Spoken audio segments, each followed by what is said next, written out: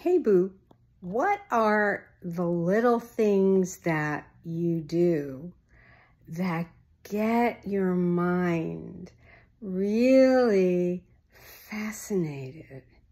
So much that you're totally wrapped up in them without thinking, without your thoughts about something that just happened that upset you, or something that happened a long time ago that has you constantly fighting with them in your head, constantly being in this war really with yourself, because hey, who else really is out there?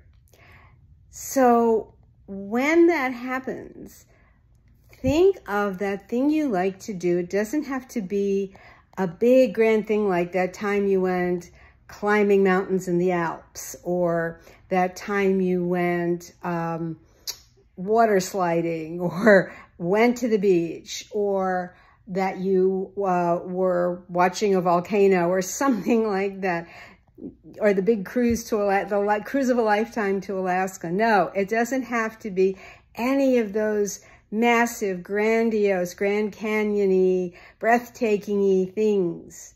Although those are fabulous, fabulous things if you manifest them into your life to have those fantastic, epic experiences. I'm just talking about little things, even if it's counting out the pennies in the jar where you're saving all your loose change and putting them into those little envelopes so that you can take them to the bank and get them in your account, or get dollars for them, paper money for them.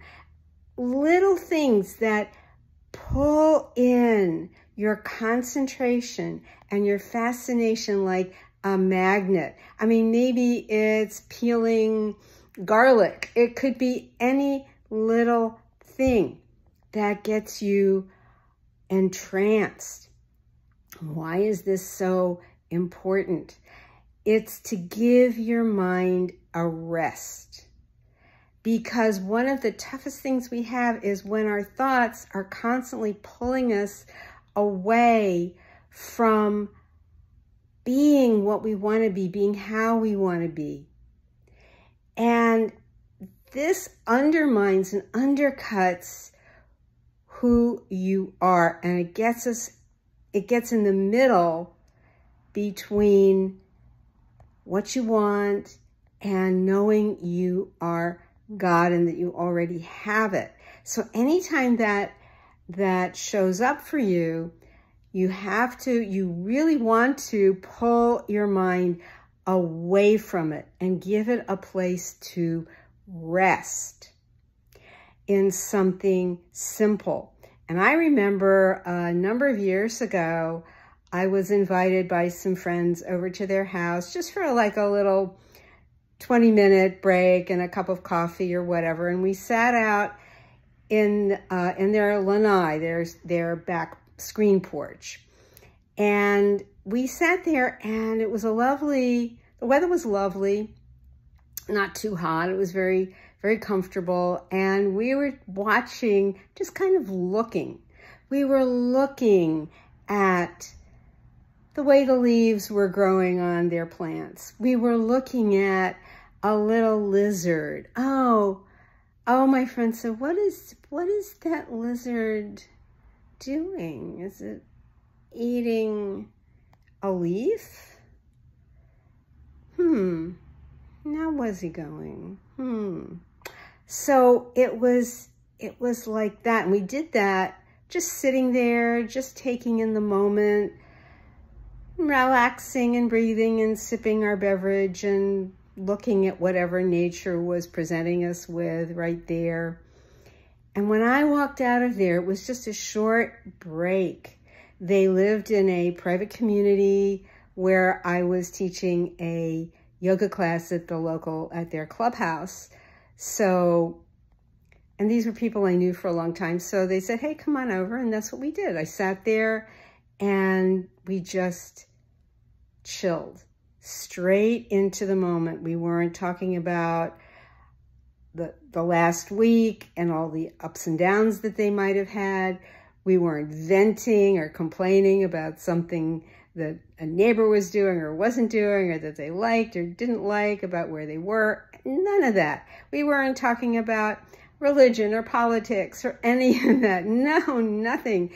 We weren't even talking about the latest movie. It was nothing like that. It was just steeping ourselves, bathing ourselves in just these simple moment things.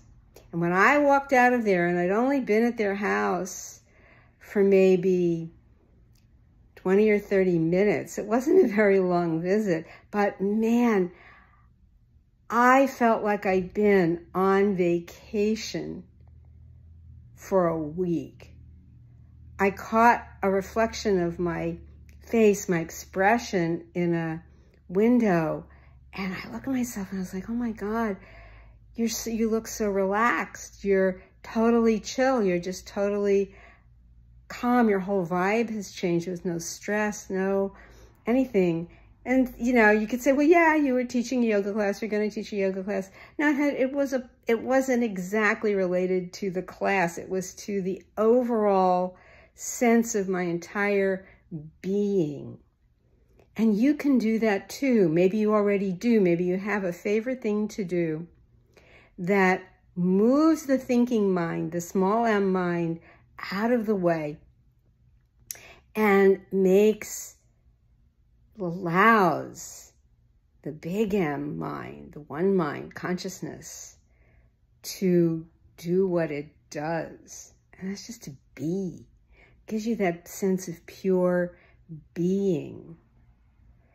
And the famous artist and teacher, Sark, used to say, I remember her saying or reading that one time, that when her mind got in the way, she'd tell it to go to the supermarket and count the eggs in the boxes or some silly thing like that. She'd give it something really mundane, boring to do to get it out of the way.